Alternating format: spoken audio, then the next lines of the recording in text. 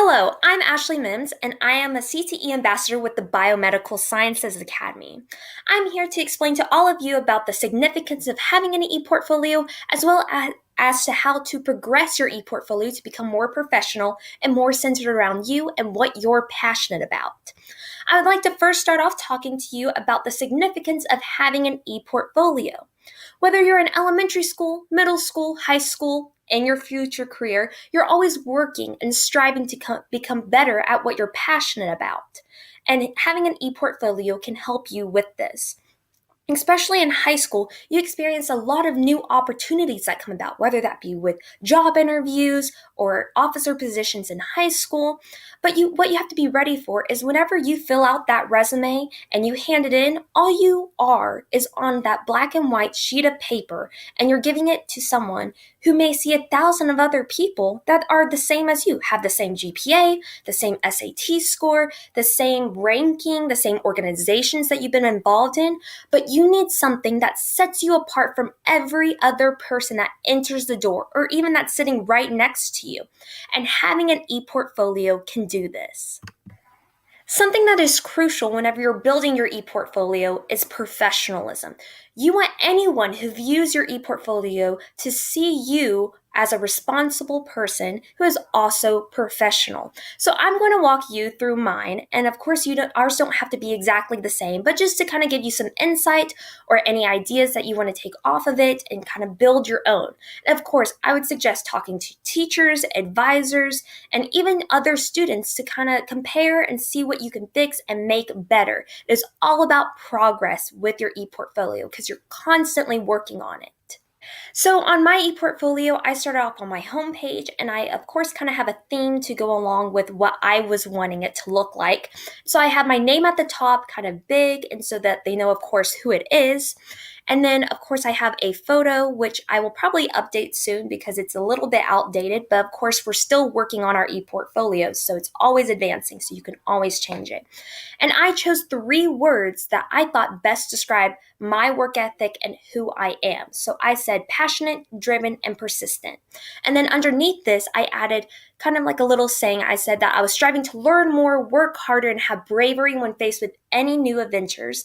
And then my determination pushes me to conquer anything I set my mind to do, no matter what the obstacles are. It kind of gives them insight on who you are as a worker. It's all about work efficiency and how hard you're willing to, go through those obstacles in order to gain whatever you're wanting to do that you're passionate about.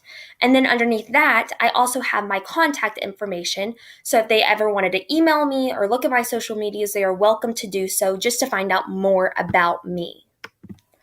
So then I move on to my About Me page. Now, on this page, I truly do tell them stuff that's about me. I have my family right there. I have some friends at a football game, as well as an orchestra trip. This is kind of to give them insight of who you really are.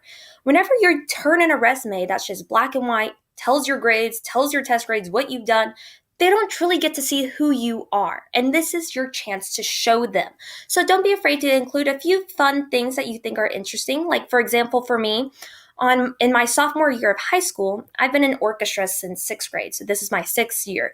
And we got the availability to go to Disney World with our whole orchestra. We got to play with the Disney director and film music to Frozen. And I thought that was really, really cool. So I included that on my About Me page, as well as where I came from, just about my family life and my life in general. So that's something that you may choose to do as well. Now, something big that you want to represent is your work that you've accomplished. However, you don't want to put every single little thing that you've done from elementary school to high school on here. You want to put stuff that you are proud of. You know what you've worked on probably for a day, a few minutes, a few hours versus a few weeks, a few months, even the whole year. And so that is your choice on what to show others that you have accomplished and done throughout your school life. So whenever I scroll through mine, I of course have things from the Biomedical Sciences Academy that I've worked on, and I have the assignments attached, as well as other videos that I've done for the Academy. And I also include other subjects such as English, with any websites that I've built and that I think that I am passionate about as well, and things that I really show my work ethic and that I want others to see as well. Like I was saying, you do not have to put every single thing that you've ever done from elementary school to high school, but it is good to show them what you've accomplished and what you are proud of and what you would like them to see. So, I also have a page that's dedicated towards my interests and leadership opportunities that I've had throughout my past. This is your time to kind of show them what you've accomplished. I know it was kind of hard for me because I didn't want to seem like I was bragging and telling everyone, like, oh, I've done this, I've been this officer, but this is your time to show them. They don't know who you are. They haven't seen you throughout school, they don't know your family, so you have to show them what you've accomplished. It's not bragging, it's just showing them all of the hard work that you've put in and showing it paying off. So for my interests in leaderships, I have, of course, the Biomedical Sciences Academy, and I kind of gave them a brief explanation of what it is and what I do in there, as well as orchestra, since I've been in orchestra for a long time, and kind of some positions that I held, such as I've been vice president of orchestra and I'm currently president of orchestra. So that's your time to kind of put in your positions that you've had, if you've had any, as well as just explaining to them about organizations you've been involved in, because they want to know and they're interested about it. Again, it can give you that competitive edge over anyone else applying for the application or for the officer position. I also put that I'm a CTE ambassador and gave a brief explanation about that, as well as being in the National Honor Society and Science UIL. Now, I have a page dedicated to my interests, but I gave a very fairly brief explanation about each. And that's because I also have a tab over here that goes into more detail about things that I'm really passionate about. And for me, that's the Biomedical Sciences Academy, as well as orchestra. Now, taking you to the page that actually shares more in detail about the Biomedical Science Academy. So this is your time to share your organizations and anything you're involved in that you are truly passionate about. And you can go into more detail than your brief explanation from earlier. And so for the Biomedical Sciences Academy, I have my Principal of Biomedical Sciences, and this is the first year that I was in the academy, and I kind of gave them a little bit of detail about what we did that year and some fun experiences that I had as well. And then the Human Body Systems year, which is our second year in the academy, and I gave, of course, like what we did that year, what we accomplished, and medical interventions, which is the third year. And I've yet to fill out the fourth year because, of course, I just started it. And so I'm excited for the end of the year to kind of wrap this up. And of course, something that's major is that I take notes throughout the year of maybe some cool or interesting things that you accomplish, just so you don't forget it whenever you could have fill out your e-portfolio. Like I was saying, it's important that you kind of fill this out whenever you deem things important, whether that be every month, every 2 months. Just make sure you keep it updated because you don't want to forget any important information that you want to put on here or anything that you're proud about that represents you. Again, this is another interest that I was very passionate about is orchestra, and so I created another individual page for this. Of course, I didn't create individual pages for all of my interests, just the ones that I deemed most important for me. So I kind of explained about how long I'd been in the organization, as well as some videos that we have from playing, and then some accomplishments that we've had because we've gotten sweepstakes, at our UIL competition. And so this is your time to show that. You want to display not only what you've accomplished, but the skills you gain from it, such as teamwork and, professionalism, knowing how to dress, when to dress. And because you never want to show up to like a business meeting and everyone's wearing suit and ties and you're sitting there wearing jeans and a t-shirt. You want to be professional, and that's what they're looking for.